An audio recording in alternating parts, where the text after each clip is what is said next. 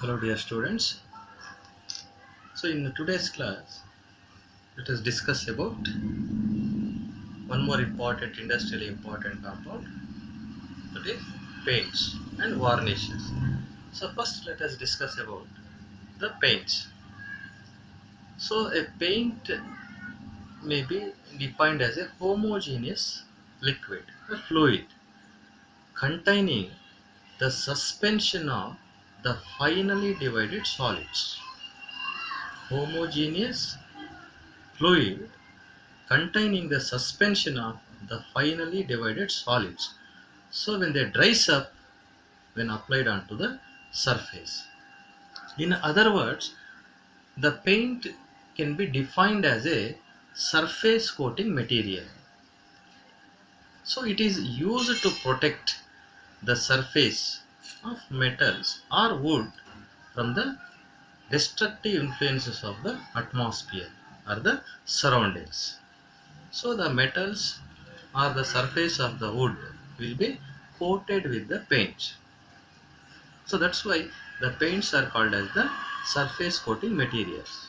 So when paints are applied onto the surface, they will going to form a film, protecting film on the surface. So that film will protect the surfaces from the harmful influence of the surroundings. So next, let us move on to the requirements of a good paint. So the paint should protect the surfaces from the destructive influence of the surroundings by forming the protective layer on the surface. A good paint should protect the surfaces from the harmful, that is moisture and air, from the destructive influence of the surroundings. So the film formed by the paint should be washable, and a good paint should form a thin, uniform, tough and adhesive film. So that means the film should firmly, it should stick to the surface. So therefore a good paint should form thin, uniform, tough and adhesive film. And also a good paint should provide a glossy appearance to the surface. So it should have a high covering power. So that means small amount of paint should be able to cover the large surface area. So that is called as the covering power. So next, let us discuss about the constituents of the oil paints. So the oil paints so generally contains these constituents. So that is pigments, binders, thinners, dryers, pigment extenders, anti-skinning agents, coloring agents, defoamers, and preserving agents. So next let us see the pigments. So the solid colored substances which are bound to the surface with the help of a binder. So binder is another constituent of oil paint which helps to bind the coloring material, so that is pigment, to the surface. So therefore the pigments are nothing but the colored substances, the solid colored substances which are bound to the surface with the help of a binder.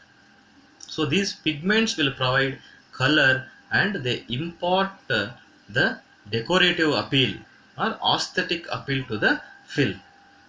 It also protects the film by reflecting the destructive ultraviolet radiations. Okay, as we discussed in the requirements of a good paint, so the good paint should protect the surfaces from the destructive influence of the surroundings. So therefore the presence of these pigments, so when the pigments are present in the oil paints, so these pigments will reflect the harmful ultraviolet radiations. So the pigments will also strengthen the paint film and also reduce the gloss and the weathering properties. So let us see the examples of pigments, so that can be added into the oil paints as the coloring substances. So the red color or the red pigment of the paints is generally contains the red lead or the red oxide. So the green pigment, it contains or it is made up of the chromium oxide or the emerald green. So the yellow pigment, it is contains the chrome yellow or zinc chrome.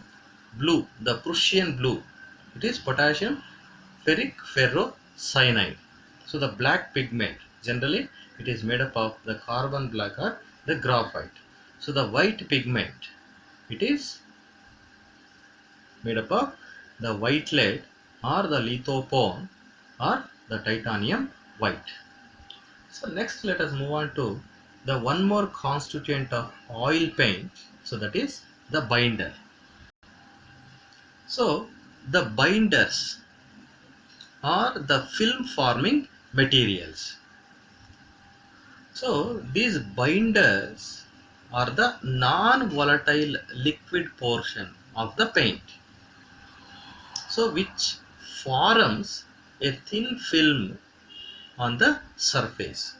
So the binders are the film forming constituents of the paint, which is the non-volatile liquid portion of the paint. So generally the linseed oil or soybean oil, tung oil, so these are used as the film forming materials or binders in oil paints. So then what is the role or what is the significance of these binders? So these binders serves or helps to hold the pigment onto the surface. So with the help of binders, so the pigments will bind to the surface of the materials. So it forms a protective film. So the surface will get protected from the harmful destruction or the influences of the atmosphere.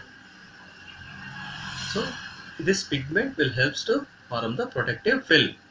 So the binder will give adhesion to the surface. That means the pigment will firmly stick to the surface with the help of this binder. So this binder also provide moisture proofness. So the surfaces will not get affected by the moisture when the film is formed on the surface. So the next constituent of oil paints is the thinners. So thinners are the volatile portion of the paint. So binders are the non-volatile portion of the paint, and these thinners are the volatile portion of the liquids, that is paints. So thinners are important, or the thinners are necessary to have a thin concentration of the paint. So when the thinners are added to the paint, so you will get a thin concentration of the paint. So the thin concentration of the paint is useful for the easy and uniform application of the paint onto the surface. Okay, so the thinners are added to the paints to obtain a thin concentration for easy and uniform application. So some of the commonly used thinners are the water, turpentine, benzene, xylene, ether, alcohol, etc. So the mixture of the binder and the thinner is called as the medium or vehicle in which the pigment is dispersed. Okay. So the mixture of the binder and the thinner is called as the medium or vehicle in which the coloring substance, that is the pigment, gets dispersed. Okay. So the next constituent of oil paint is the dryers. So the dryers are the substances which are added to the paints to speed up the process of drying of the film. So the dryers will accelerate the drying of the oil paint or the oil film. So the naphthalates or the resinates or the linolates of the heavy metals like lead, manganese, cobalt, zinc are used as the dryers. So these dryers will decrease the action of the antioxidants, and also these dryers will catalyze the drying of the film through the oxidation and polymerization process. So next let us see other ingredients which are used in the oil paints. So the pigment extenders. So the pigment extenders are added to the paints to improve the quality and the durability of the paints.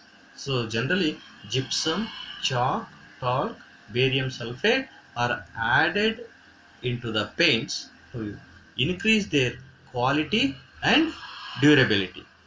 Okay, so one more important constituent is the plasticizers. So these plasticizers will help to improve the elasticity of the film. Okay, if the plasticizers are not added, when the paint forms the film after drying, so the film will undergo cracking. So the plasticizers are added to improve the elasticity of the film that prevent the cracking of the film. So the triphenyl phosphate or dibutyl phthalate are generally they are added or they are used as the plasticizers. So one more the constituent of oil paint is the anti-skinning agents. So these anti-skinning agents will prevent the gelling and skinning of the oil paint. Okay, so these anti-skinning agents will prevent the skinning of the paints. And also so these anti-skinning agents will improve the stability of the paint during the storage. So generally the polyhydroxyphenols are added as the anti-skinning agents to the oil paints. So next let us move on to the constituents of an emulsion paint. So the constituents of the emulsion paints, the pigments and the pigment extenders. So the pigments and pigment extenders which are used in the emulsion paints are generally, so they are water dispersible, such as the titanium oxide or zinc sulfide. And the next one is the binders. The oils or resins used as the binders are also the water dispersible. So the linseed oil or the polystyrene or the ester gums are used as the binders which are water dispersible. So next one is the emulsifying agents. So as the name indicates, so these emulsifying agents helps to form an emulsion. So tetrasodium phosphate or sodium lauryl sulfate or ammonia are used as the emulsifying agents. So the next constituent of emulsion paint is the stabilizers. So as the name indicates, so these stabilizers are added to stabilize the paints. These stabilizers also serves as the thickening agent for water phase. The proteins like the casein or soybean protein, methyl cellulose, starch and water soluble gums are used as the stabilizers in case of the emulsion paints. So the next constituent is the preservatives. So when the proteins are used as the stabilizers in emulsion paints, so the proteins can decompose. Okay, so in order to prevent the decomposition of any protein and to eliminate the growth of fungus, so these preservatives are added. So generally the substances like the thymol or mercuric chloride or sodium trichlorophenate are added into the emulsion paints as the preservatives, which prevents the decomposition of any protein or to eliminate the growth of fungus on the paints. So next, let us discuss about the advantages of emulsion paints over the oil paints. So the emulsion paints are cheaper than the oil paints. So oil, when compared the oil paints and the emulsion paints, so the emulsion paints are cheaper when compared to the oil paints. So the other advantages of emulsion paints are, so these emulsion paints dry quickly. So the emulsion paints dry quickly as they are water dispersible substances, water based paints. So the emulsions are water based paints, so therefore when they are applied onto the surface, so they dry quickly. So the surface of the emulsion paint, so when the emulsion paints are applied onto the surface, so the surface can be washed easily. So the emulsion paints are less odorous and non-inflammable. So when compared to the oil paint, so the emulsion paints are non-inflammable. So these oil paints, when they are applied onto the surface, they will form a thin film by polymerization process. So the films can catch fire. So but these emulsion paints, so they are non-inflammable. They do not catch the fire. So since the water is thinner in case of emulsion paints, so the emulsion paints can be readily diluted by using water. And one more advantage of emulsion paints is that the paints can be recoated many times and we can apply over the existing coatings. So these are the advantages of emulsion paints over the oil paints.